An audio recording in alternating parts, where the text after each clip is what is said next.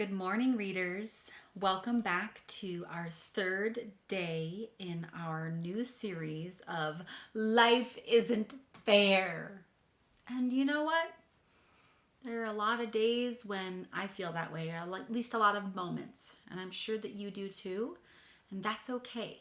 You're allowed to feel that way sometimes, especially right now when life really isn't very fair right now. Our third book in this series is by one of my favorite authors, Ezra Jack Keats. And this book is called Peter's Chair. This is Peter.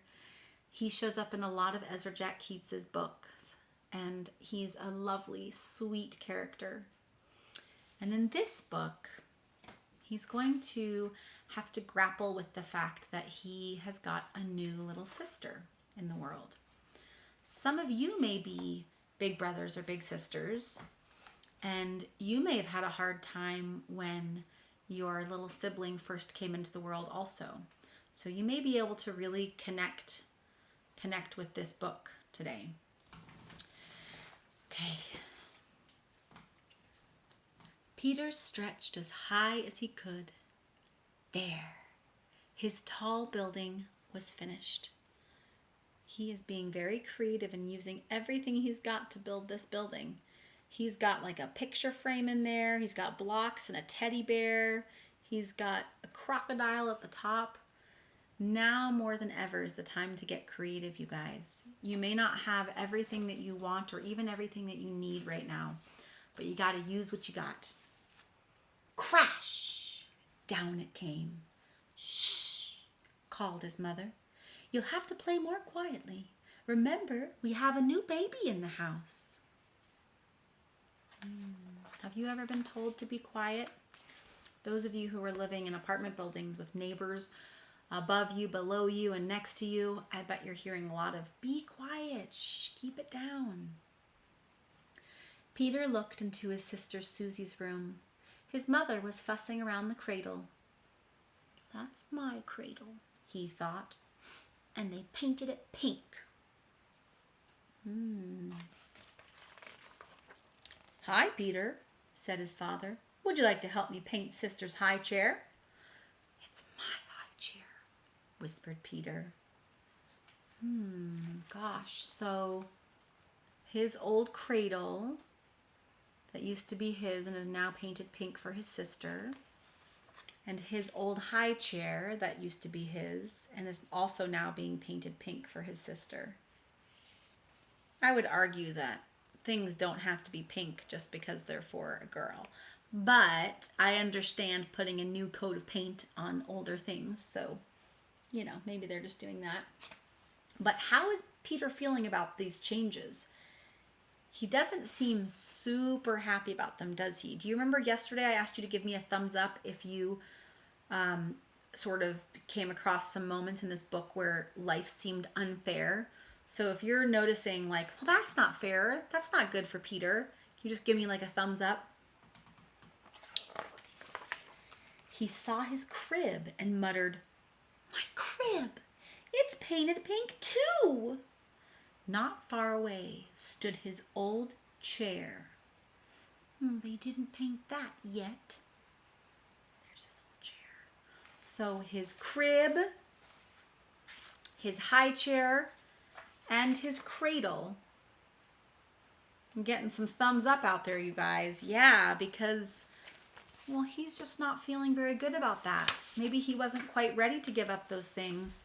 Or just maybe he's having some feelings about having to share his parents and share his space and share his stuff. That can be really hard.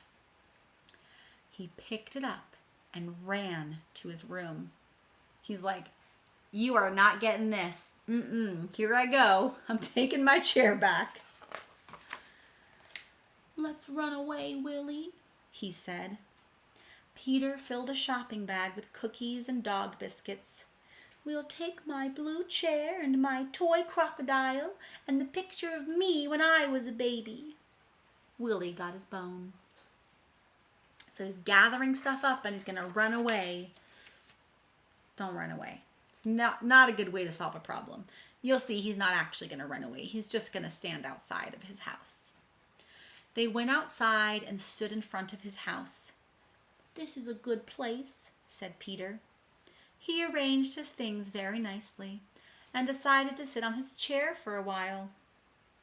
So here they are in front of his house. There's Willie, his dog, with his bone. And there's Peter with his chair and his crocodile and his picture of himself when he was a baby, which makes me think that maybe Peter is remembering being a baby, and maybe he's mourning that he's not a baby anymore. He's kind of sad that he's not the baby in the family anymore. And he's feeling like, well, that's not really fair. You think so? But he couldn't fit in the chair. He was too big. Uh-oh, now wait a minute. He wants that chair. He doesn't want to give it up to his sister, but does he fit? His mother came to the window and called, "Won't you come back to us, Peter dear? We have something very special for lunch." Peter and Willie made believe that they didn't hear, but Peter got an idea. Soon his mother saw signs that Peter was home. "That rascal's hiding behind the curtain," she said happily, and she knows that because she sees a clue, which is that his little feet are under the curtain.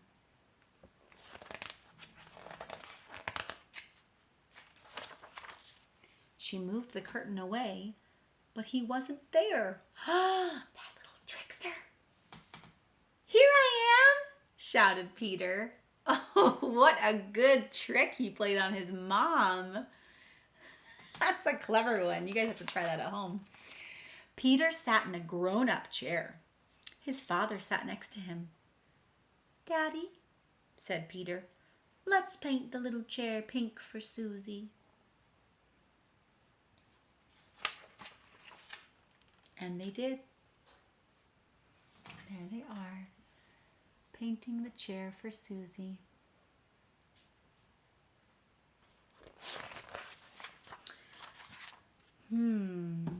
So there was a shift in how Peter felt in that book, isn't there?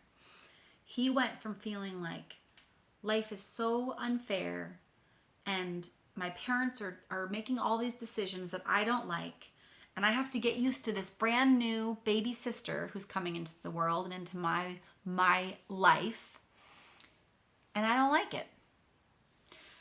So at first he was like, "I want my crib, I want my cradle, I want my chair, I want my high chair, like you can't have any of it." And he ran off with his chair because it was the last thing that hadn't been painted. But he realized what? He realized he didn't fit in the chair any longer. And he didn't need the crib anymore. He certainly didn't need the high chair since he was in a big kid adult chair at this point. And I have to say, you guys, that so often generosity can quiet anger. Generosity can quiet the feeling of fear or anger or animosity or feeling like life is unfair. So when you feel like, I wish I had more, or this isn't really my ideal situation, I want you to think about how you could help someone else. What can you do for someone else in your family or in your community? Could you write a letter to someone in your community who is maybe helping out in ways that we really need right now, like healthcare workers and hospital workers, mail carriers and grocers? There are so many folks who are out there who are really brave, incredibly brave people. And when I start to get wrapped up in the things that I don't have or the ways in which my life doesn't feel easy right now, I start focusing my energy on the people who are doing so much and for whom I'm so grateful. And I try to do something kind and generous for them. So you could write a letter, you could paint a picture and put it in your window, You could write a banner or a note on your door just saying thank you to folks who are delivering to you. You could send an email to a family member. You could talk to someone in your house and just ask how you could help out, right? Maybe you could take on an extra chore in your house. You could help with the laundry, or you could help with the dishes, or you could help set the table. Just think about a way that you can be helpful today, because generosity quiets those feelings of life isn't fair. Okay, readers, I can't wait to read our next book tomorrow. Until then, I hope that you're working on your gratitude list, and I hope that you will find someone to reach out to with thanks and gratitude and generosity today.